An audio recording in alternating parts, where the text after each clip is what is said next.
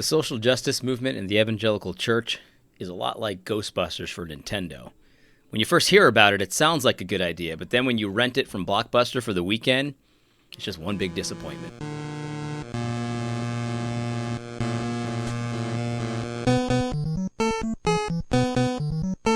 You remember renting video games from the store? We used to rent them occasionally from the grocery store. They had like a video game rental thing, but they always had the worst games. And back in the day, like you didn't know what game was going to be good or not at all. It was just like a gamble. And oftentimes the things that were licensed for like the coolest shows and the coolest movies, they were often the worst games. You might not know this about me, but I actually am a big fan of retro video games. I still own a Nintendo, and I probably like 30 games, and I'll break it out and play it every now and then. It's a lot of fun. I don't have as much time as I'd like for video games these days, but anyway, but yeah, actually one of the first memories that I have of YouTube is a channel called AVGN, Angry Video Game Nerd. He is hilarious. He's definitely not rated PG or G or PG-13 even, so I don't necessarily recommend him, but he's really funny. He reviews old school video games, and the thing about video games back in the day was a lot of them were good, and they've got fond memories of them, but a lot of them were extremely frustrating. They were probably overpriced, over budget, and just underwhelming when you got to the video game. And like the thing about social justice in the evangelical church is like a lot of the rhetoric sounds pretty good. Like who doesn't want to be for justice, right? Who doesn't want to be for social justice? Like society is good and justice is good, so just put them together. I mean, it's going to be great. And it's kind of like how I felt when I heard about the Ghostbusters Nintendo game, because I like Nintendo. And Ghostbusters, man, Ghostbusters was a huge part of my childhood. I remember playing with Ghostbusters figures, watching the Ghostbusters cartoon. We had a proton pack, like a toy proton pack, and the ghost trap and stuff. And me and my brother would pretend to be catching ghosts all day long. It was so much fun. And then the movie, I mean, the original Ghostbusters movie with all the original cast and all that, it was fantastic. A great movie. And so when you hear they're going to make a Nintendo game about Ghostbusters, you're pumped. And it's just like the whole idea with justice. And the Bible is like, yes, justice and God and Christ. It's going to be fantastic. And then like, as soon as you like look under the hood for just 1 second, it's the same thing with the Nintendo game for Ghostbusters. Because as soon as you put it in your Nintendo and turn it on, this is what you're greeted with. You hear that? Let's play that one again. Listen to this. Listen how horrible this sounds. This is what we were so pumped. We were gonna be like, oh yes, and watch this. So you know you're in for a treat. You start reading about the social justice, and you're just like, oh, this is gonna be bad. But then you're like, okay, maybe the problem's me, because that when I was a kid and I saw that, I was like very disappointed with how it opened, but I was like, maybe it's gonna still be good though. Maybe they put all the money in the development resources. This is me as thinking as a kid. They put all their development budget into the game. They didn't really care about the introduction. Besides, it's Nintendo. You can't expect it to have a great introduction. So then I decided to give it a chance. It's kind of like reading Tim Keller's book Generous Justice. You read the introduction, you're just like, this is gonna be garbage. But you're like, but let me read on, because like I heard he was really smart. So it's probably gonna get better, right?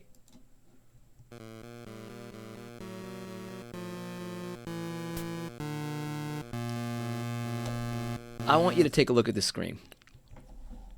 Take a look at this screen, because this is what, when you rented Ghostbusters from the store, Blockbuster, the grocery store, and you're expecting to be blasting ghosts and catching them in the trap, and it's gonna be awesome. Like, what could be better? Nintendo and Ghostbusters. And then you're greeted with this smack in the face. You get assaulted. Your ears get assaulted by the Ghostbusters. And then this is the screen. You got yellow banana cartoon ghosts in an overhead view of a city. And you are a Ghostbusters symbol. That's you. This is you. You're moving this thing. And then they got the Ghostbusters HQ. None of this moves, by the way. It's just static. You can't get off this screen. This is the entire game. This is the game world right here that you're looking at. You got the Ghostbusters HQ. You got the Zool building, because in the Ghostbusters movie, I guess that was called the Zool building, even though Main enemy is Gozer the Gozerian. But hey, you know, whatever. You know, kids, who cares? They don't understand. I thought the main enemy was Zool too back in the day, so I don't know.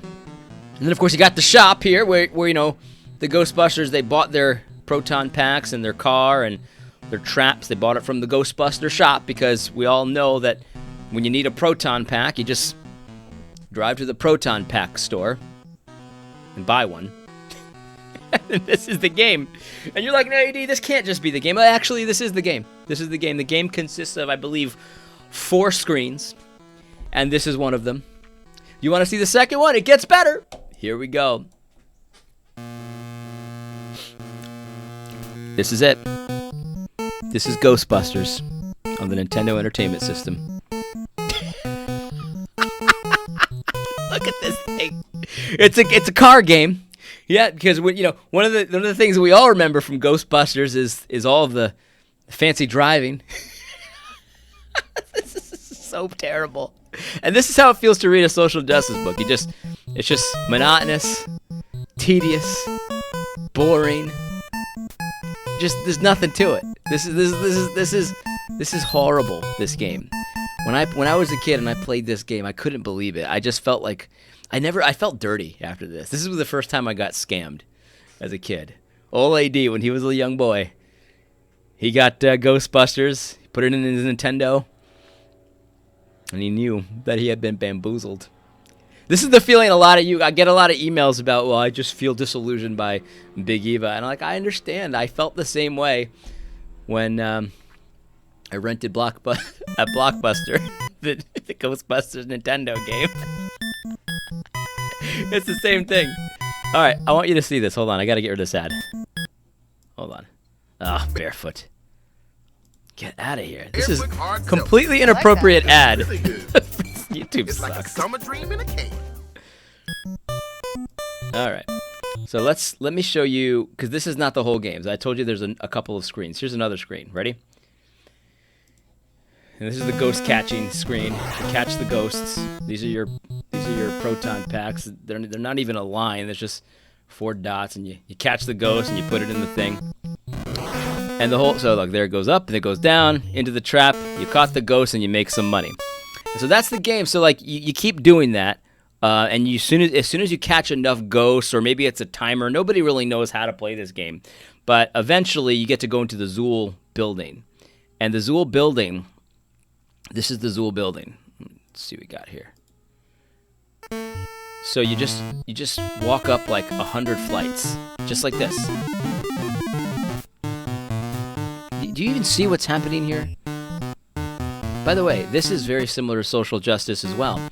If you know anything about Ghostbusters, then you know that there are, in fact, 4 Ghostbusters.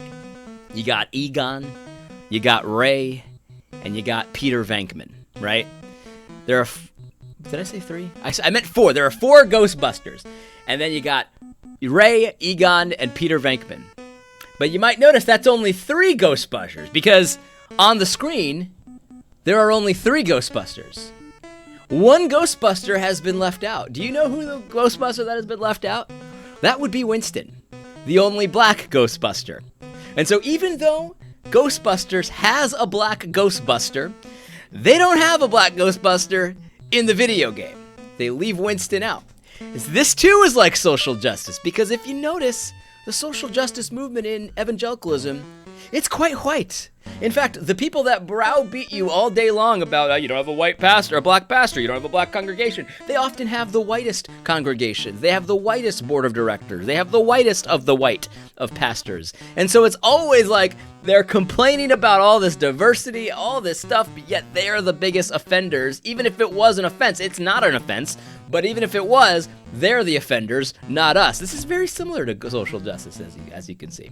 But anyway, you go up 100 flights. This lasts forever, and then you fight Zool. This is the 4th screen in the game. This is Zool that you're fighting, even though it's actually Gozer the Gozerian. Here's how the fight goes. By the way, no one can ever get to this part. You can only get to this part these days because you can cheat your way through the game. But in the old days, nobody could get to this part. It's just impossible. It's too difficult. But this is the game. Can you imagine how disappointed you would be if you spent your whole weekend trying to beat Ghostbusters for Nintendo, and then this is the final boss, it looks like this. Listen to the sounds. I know it's just Nintendo, but these sounds are awful even for Nintendo. And look at these ghosts. They're just sitting there sticking their tongue out at you. This is like getting to the end of the Generous Justice book by Tim Keller. And you've read patiently, expecting to get to some morsels of truth. And then at the end of the book, you just get quotations of Marxist Christians from the past. And this is basically what Tim Keller's doing to you, just sticking his tongue out at you. Look at these. These are Tim Keller ghosts.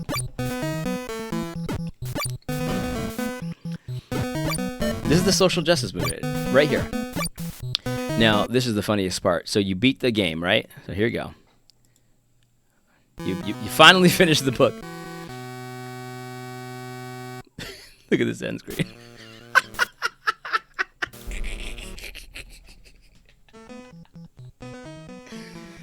Look at this end screen. This is what you get when you beat the game.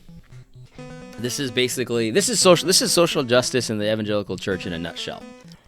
It's just low budget, low thought process, just obvious scam on the face of it. Ready? Congratulation. Exclamation point, exclamation point, exclamation point.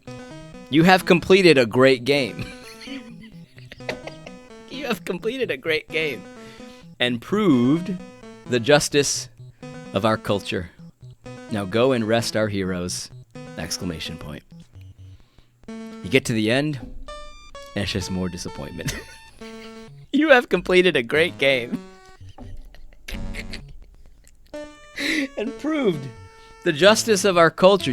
By reading Generous Justice, you have proved the justice of our culture. Now go and rest our heroes. This is very similar because, video games is all about pretending you're a hero, and if you played that game, you are definitely not a hero. You're just a nerd. But it's nice to think of yourself like a hero. That's the idea. Like when you read the Generous Justice book, what they want you to think is like, you are the hero of this story. You're going to prove the justice of our culture by advocating for every Marxist policy ever. This is the one big disappointment. This whole game is a huge disappointment, just like the social justice movement in the church. I hope you found this video helpful. God bless.